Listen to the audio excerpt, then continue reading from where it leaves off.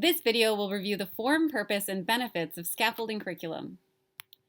Scaffolding is an approach to curriculum design that provides support for students but still fosters independence and a deep understanding of the content.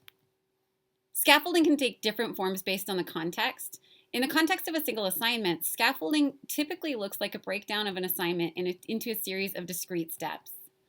Things might be getting more complicated as students progress through the assignment, or the steps might be brought together at the end to form a coherent whole.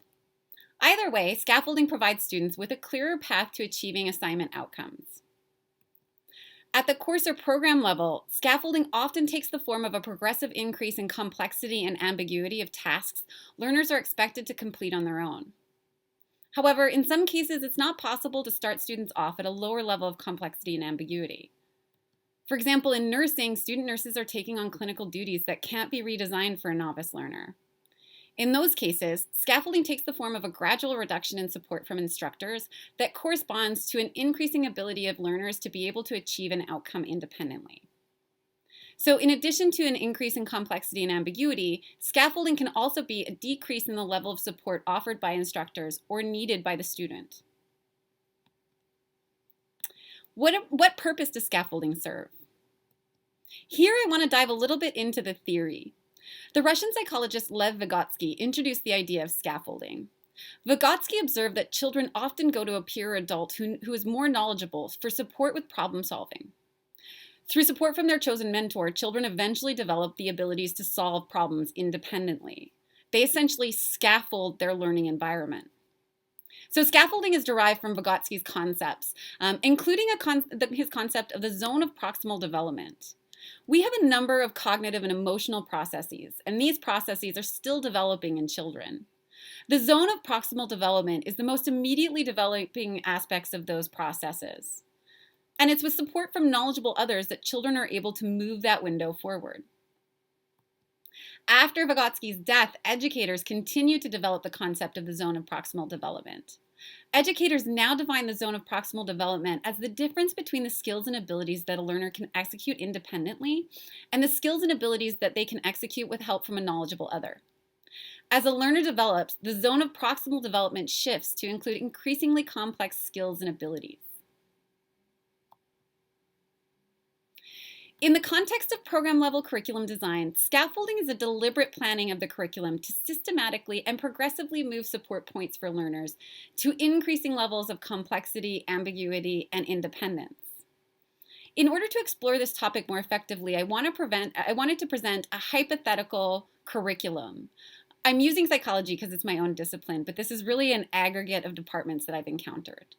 So imagine that this department wants to develop strong research writing skills in their students. At a faculty meeting, the department decides that they're going to assign research essays at every step of the curriculum to ensure that students are strong research writers. So first year classes, all students will be writing a 10-page research paper. At the second year level, students will be assigned 15-page research papers. And in all upper level courses, students will be assigned 20-page research papers. I've encountered programs like this before, and you might not be surprised to hear that they did not think that their students were particularly good writers. They blamed it on a lack of training. But it was the upper level instructors who blamed the lower level instructors for not preparing their students adequately. And the lower level instructors were blaming the high school instructors for not preparing their students adequately. But if that's the case, then it's probably more effective to start a little further back of what students are expected to execute. For example, if the goal is to have students write 20-page research papers, a progression in the curriculum might be that in the first year, students will engage in writing prep and hygiene. So, for example, instructors might assign students to complete a brainstorming exercise and develop an outline. Or they might ask students to complete a short annotated bibliography. Or they might just get students to engage in formative reflective writing entries that just get them writing in a low-stakes environment.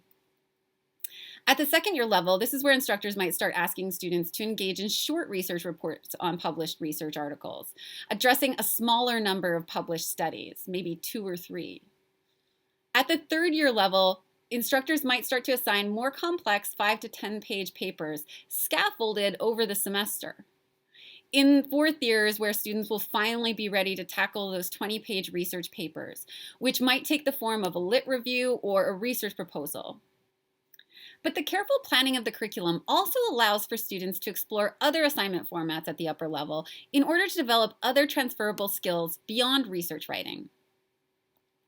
And this kind of plan is actually consistent with discipline-specific recommendations about scaffolding curriculum. APA has created a guide that describes scaffolded outcomes for an undergraduate psychology degree. Students aren't expected to be able to develop a coherent research-informed paper or project until the upper levels of their degree program anyway. So the scaffolded version of the program is consistent with APA's recommended guidelines.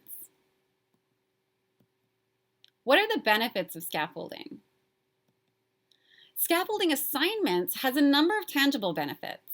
We know from research that it discourages procrastination by encouraging students to start work on major assignments earlier. It helps students meet disciplinary expectations because when they have more time to work on an assignment, they have more time to think about those disciplinary expectations. Scaffolding also provides students more opportunity for receiving formative feedback to improve. Scaffolding also promotes academic integrity. In a lot of cases, scaffolded assignments are actually really difficult to cheat on. It's more onerous to actually find somebody to do the work for you rather than do the work yourself.